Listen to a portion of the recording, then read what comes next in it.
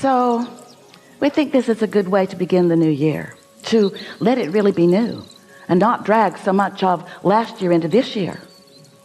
So we are eager to talk with you about you creating your own reality. And we want to awaken within you your realization of your vibrational contribution to every moment in time.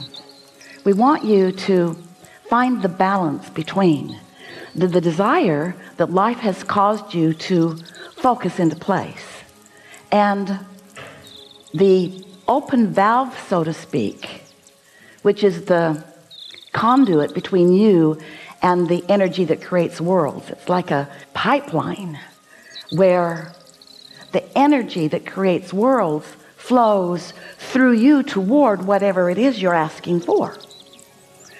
And the balance of your asking and your allowing of that energy to flow is really an important thing for you to consider.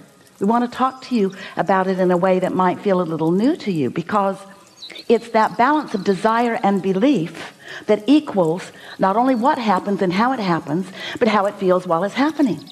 In other words, everything that you feel, all of the emotions that you live, in other words, what your life feels like to you and what your life looks like as it unfolds, is all about the factors, these simple factors of what life has caused you to ask for now and how open you are about letting it flow. So always when Esther has a new experience, we use the analogies of her life because they are so pertinent to her and usually to you as well. So we're going to tell you a few things that are going to awaken in you some things that you might be doing too. So in Esther's new house, it's quite big, far bigger than one person needs, but not one bit bigger than one person wants.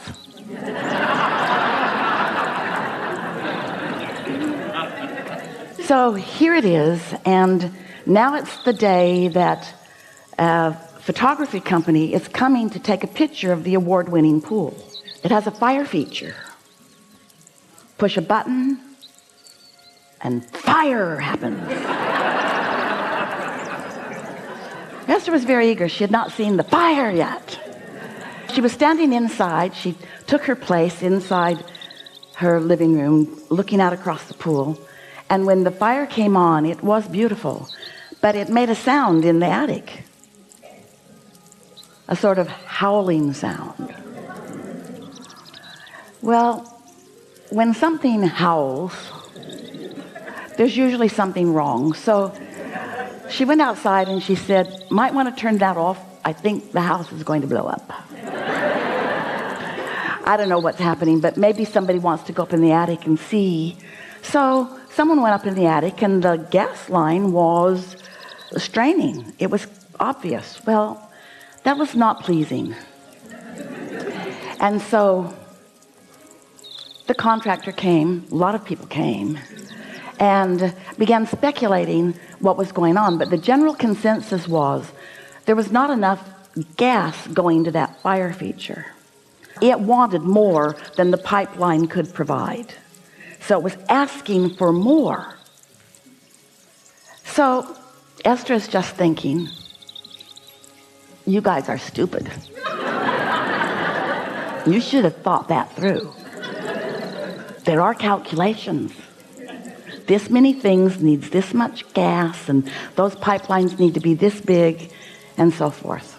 She tried to be nice, and mostly was, as they explained to her, there were only a few interior walls that would have to be removed. And Esther explained to them there were going to be no interior walls removed. Tear out the outside of the house, but don't mess with the inside of the house. And then she decided to just cool her jets, because she could feel that she was going off the deep end and that no good was going to come from her involvement in this. And now it's right before the holidays. Nobody wants to do anything anyway. And so Esther just decides to chill and let the universe take care of it. Those were her empty, hollow words that she was speaking to them. So then she's enjoying her house. Everything else works as long as she doesn't turn on the fire. or the pool heater, or the outside fireplace. Just a few things. Everything inside is working. So then the next day, or the day after the next day, she's standing in her living room, and she has really a strong impulse to step out into the front yard. And as she does, she hears a strange sound, not so different from the sound that she'd heard before, except it's outside rather than inside. And so she stood there and realized that it had something to do with the sprinkling system, the underground system. She stood there long enough that that zone turned off, and when the zone turned off, the sound went away. It wasn't a sound of water running. It was a sound of something straining. It was a sound of something odd. It was a sound of something going wrong. So she called and left a message, and then didn't worry about it. It's winter. Nothing really needs water out there anyway. Something to think about later, though.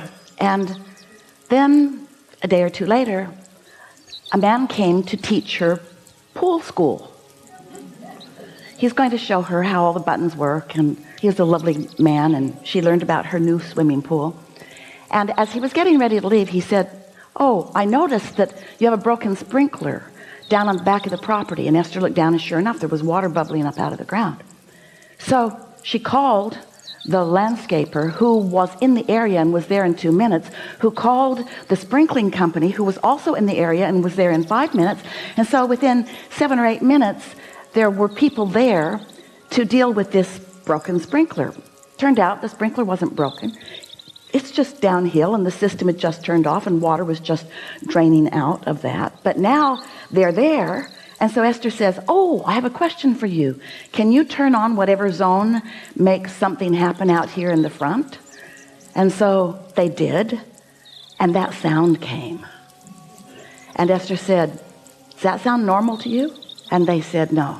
And so they were there for a while and figured out that someone had wired 2 zones together so that when either zone was calling for water, both zones were calling for water, and there wasn't enough water for both zones. And so the demand was greater than the supply. You getting a theme here?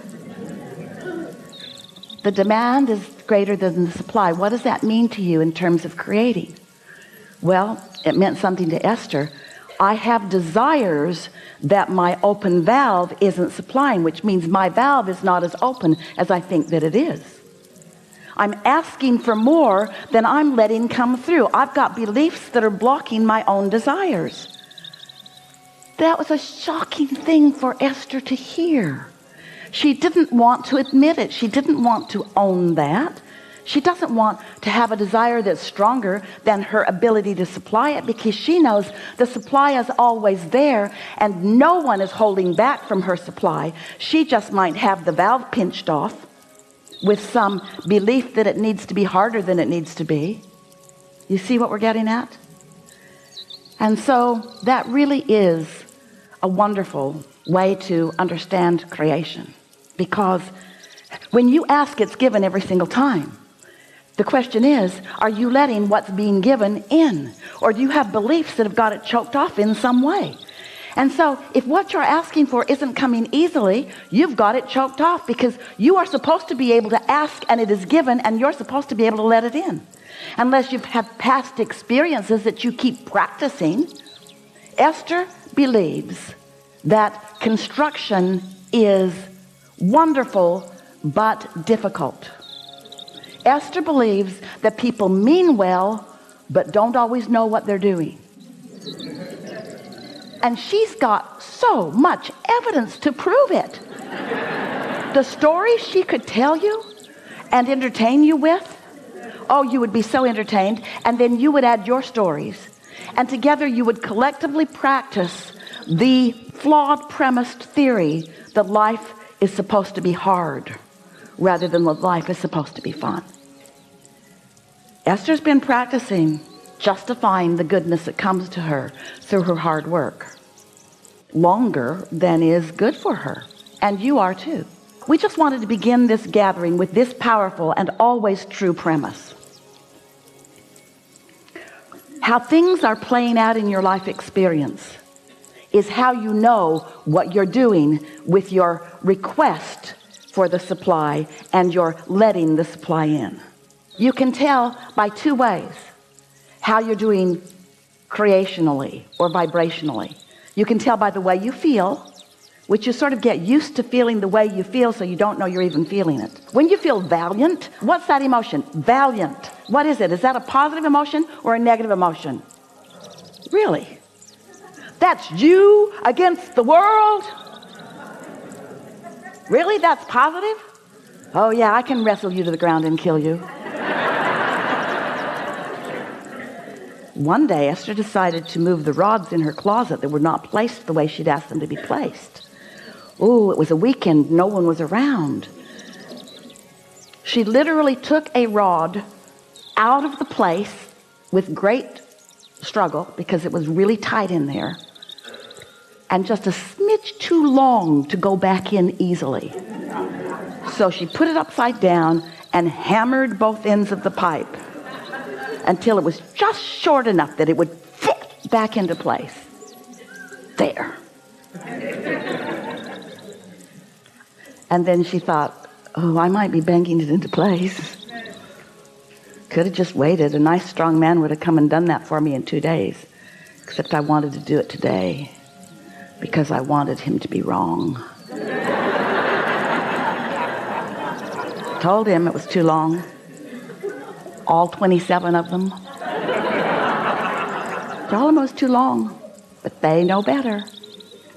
So we're sort of throwing Esther under the bus here a little bit, along with all of the rest of you, because we want you and Esther to give up your need to justify the good that comes to you through struggle. And when you give that up, then you will bring less struggle forward. And when you bring less struggle forward, you'll be cleaner in your now. And when you're cleaner in your now, then things will unfold more easily for you. And so today, let's just talk about your desire, which is your demand. And we mean that in the nicest way. Your request from the universe for universal energies, the energy that creates worlds, to flow through you toward whatever you want. That's the deal you made when you came. You said, I'll go, life will cause me to know what I'm asking for. And when I ask, Source will provide everything that is required for the accomplishment of what life has caused me to know that I want. That's how it is. And then there's one more little thing. In other words, that's step one. And that's step two. You ask, Source supplies. Then there's step three. You got to be soft about your expectation of things working out for you. You've got to give up the struggle. You've got to stop trying to prove your worthiness.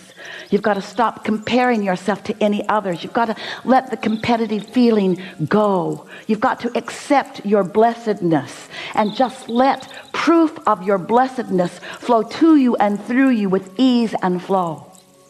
And much of the world is not going to understand how blessed you are, because they're going to be standing in a place of not feeling quite so blessed. And people who don't feel blessed resent those who appear to be. But just because they haven't figured out how to get their valve opened doesn't mean you should pinch yours off so that they feel better.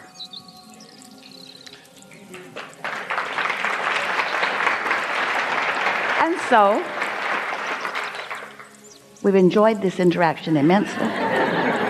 We're eager to talk with you about whatever it is you want to talk about.